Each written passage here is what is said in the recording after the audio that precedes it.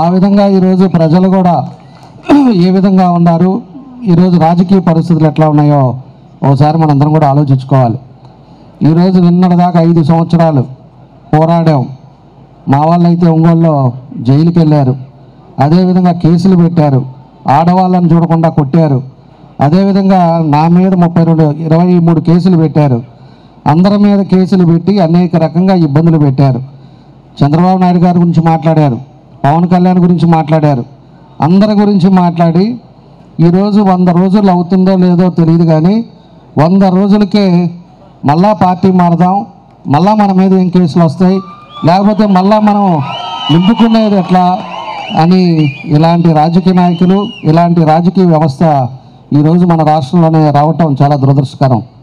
ఈరోజు ఉండే పరిస్థితుల్లో పార్టీ పెట్టినప్పటి నుంచి ఒక సిద్ధాంతంగా ఈ రోజుకి ఒక పార్టీ కన్ను చూడకుండా మేమైతే మా కుటుంబం ఎప్పుడు కూడా పార్టీనే కమిట్మెంట్తో ఎన్టీ రామారావు గారి కాడి నుంచి, చంద్రబాబు నాయుడు గారి నుంచి, లోకేష్ దగ్గర నుంచి మేమంతా ఒక కమిట్మెంట్గా, ఒక పద్ధతిగా ఒక పార్టీని నమ్ముకున్నాం.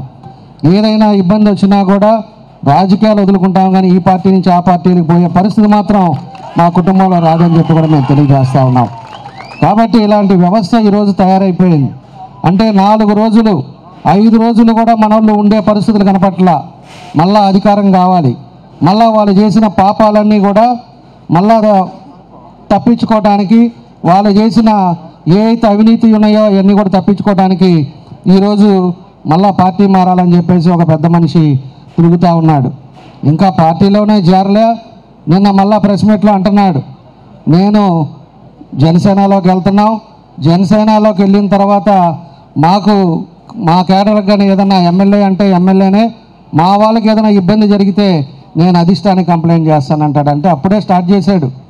అంటే జిల్లాని గెలికి వైఎస్ఆర్ పార్టీలో జిల్లాని సర్వనాశనం చేశాడు. ఈ పెద్ద మనిషి ఒకసారి అన్నాడు, తెలుగుదేశం పార్టీ అనేదే లేకుండా చేస్తా జిల్లాలో అన్న పెద్ద మనిషి ఈరోజు ఆ వైఎస్ఆర్ పార్టీని కూడా వదిలేసి ఈరోజు ఆయన దిక్కు దివానా లేకుండా ఈరోజు జనసేన పార్టీలో ఆయన మోపుడు కడుక్కోవటానికి ఈరోజు వైఎస్ఆర్ పార్టీలో చేరుతూ ఉన్నాడు. నేను తెలియజేస్తున్నా, వైఎస్ఆర్ పార్టీలో నుంచి ఆయన వచ్చినా ఏం జరిగేది అనేది ఆయన వ్యక్తిగత విషయాలు. జనసేనలో మేము ఎన్నికలప్పుడు కానీ అంతకుముందు కానీ నాతో తిరిగి డోర్ టు డోర్ తిరిగి క్యాంపెయినింగ్ చేసిన వాళ్ళు ఉన్నారు. తెలుగుదేశం పార్టీలో డోర్ టు డోర్ క్యాంపెయినింగ్ చేసిన వాళ్ళు మాతో పాటు తిరిగి ఎలక్షన్కి కష్టపడ్డ వాళ్ళు ఉన్నారు. ఎంతోమంది కేసుల్లో ఇబ్బందులు పడి ఉన్నారు.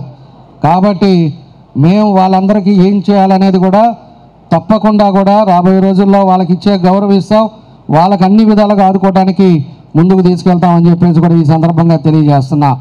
ఆ పెద్ద మనిషిని కూడా చెప్తున్నా, ఎందుకంటే నేను రాత్రి హైదరాబాద్ నుంచి వచ్చాను, మన వాళ్ళందరూ ఉన్నారు కాబట్టి నేను అది కూడా చెప్తున్నా. నువ్వు మాత్రం ఆ పార్టీలోకి వెళ్ళినా, ఏ పార్టీలో ఉన్నా కేసులు అనేది నిన్ను వదిలిపెట్టాం. నువ్వు ఏదైతే పాపాలు చేసావో, ఎంతమందిని అయితే ఇబ్బంది పెట్టావో, ఏ విధంగా అయితే కేసులు పెట్టి మనుషుల్ని ఇబ్బందులు పెట్టావో అవన్నీ కూడా వదిలిపెట్టేది లేదు. నువ్వు చేసిన అవినీతి పనులు, నీ కొడుకు చేసిన అవినీతి పనులు మొత్తం కూడా తీస్తాం. తీసిన తర్వాతే నువ్వు ఎక్కడికి పోతావో ఆ రోజు పవన్ కళ్యాణ్ గారు ఆ రోజు నిన్ను కాపాడతారా, లేకపోతే ఏం జరిగిద్దో కూడా ఆ రోజు నిజ పాలు వచ్చేటట్టుగా అవి కూడా చూపిస్తామని చెప్పి కూడా మేము తెలియజేస్తూ ఉన్నాం.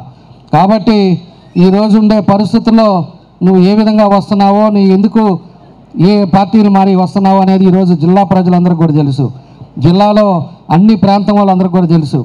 కాబట్టి దానికి ఏం చేయాలా, మా వాళ్ళని ఏ విధంగా కాపాడుకోవాలా, మేము ఏ విధంగా రేపు నువ్వు వస్తే ఏ విధంగా చేస్తావు అనేది కూడా ఇక్కడ ఉండే వాళ్ళందరికీ కూడా తెలుసు. దాన్ని ఏం చేయాలనేది కూడా మేము చూసుకునే పరిస్థితులు ముందు కూడా మేము చేస్తామని చెప్పి కూడా మీకు ఈ సందర్భంగా మేము తెలియజేస్తూ ఉన్నాం.